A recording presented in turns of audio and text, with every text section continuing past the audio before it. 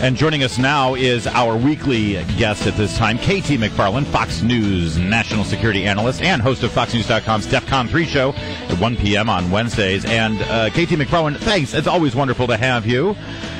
And it's a pleasure. Your latest post at FoxNews.com is titled The Margaret Thatcher I Knew. We are so lucky that we've been able to speak with a couple of people who were actually there as the Thatcher, Reagan, John Paul II 80s revolution occurred. And so I ask you to start off our segment this week. Please tell us about the Margaret Thatcher you knew. Well, everybody has been talking about how she changed the world, she turned Britain around, she revived free market capitalism, and how she helped win the Cold War without firing a shot. All that is true. But I think it's really important to remember, especially for women, to understand the context in which she did it. In the 70s and 80s, when she was coming up in the world, she'd graduated from university, which was unusual in Great Britain at the time for a woman to go to Oxford. She defied everybody, and she achieved all those things. She shattered that glass ceiling, and she did it all by herself. In other words, she wasn't there because her father was famous, or because her husband got the job for her, or because she was from a powerful family. She did all of those things just on her own sheer willpower and determination and the belief that anybody can make it. And so it's important for women to understand, in today's context, you look at Margaret Thatcher, right, British woman, prime minister. At the time, women weren't head of corporations. Women weren't news anchors. Women weren't running for high public office.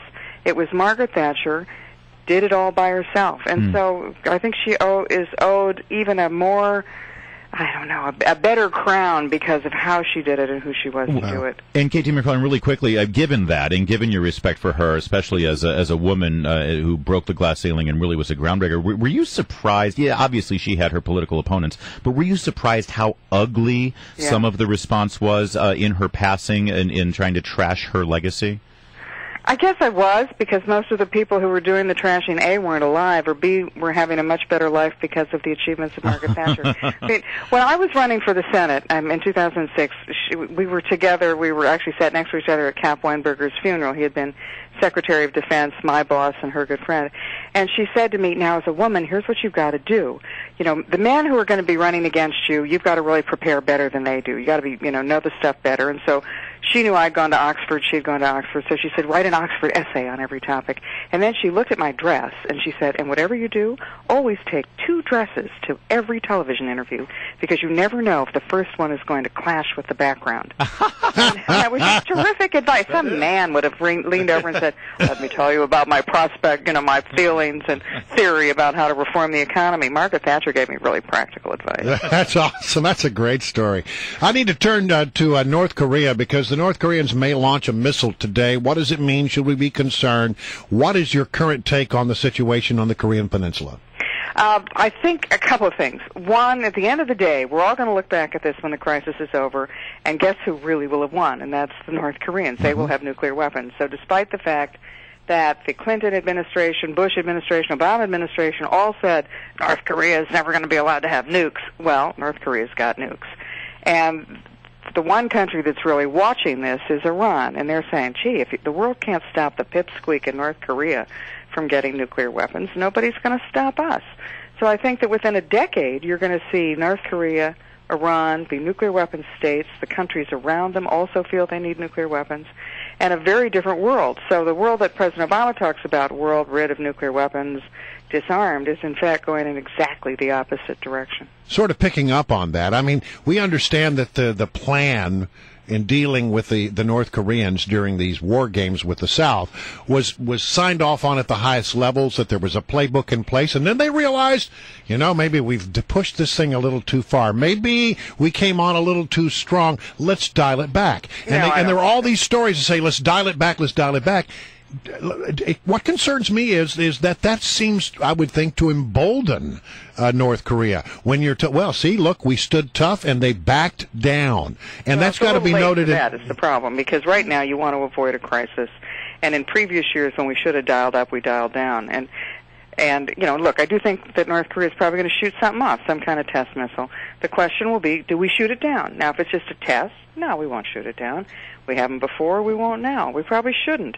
If it looks like it's headed for South Korea or Japan, somebody's going to shoot it down. The Japanese, the Americans, South Koreans shoot it down, and then probably Kim needs to escalate.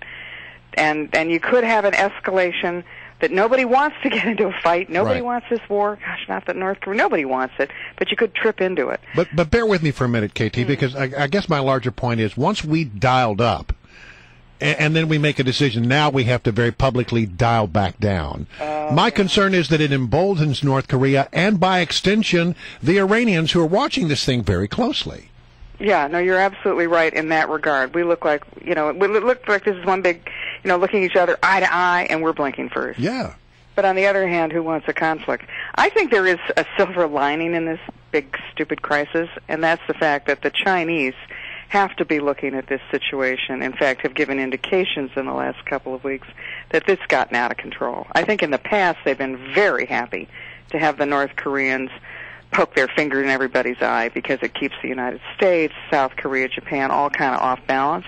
But now this low boil of a situation on the Korean Peninsula threatens to boil over, where the South Koreans and the Japanese have to be thinking, gee, maybe we need to rearm, maybe we need nuclear weapons.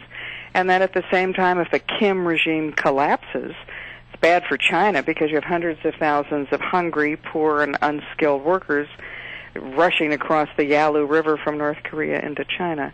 And then the other thing that the Chinese would fear even more is a unified North and South Korea, sort of an East Asian version of Germany. I think at this point we have an opportunity to go to the Chinese and quietly and say, look, things have really changed.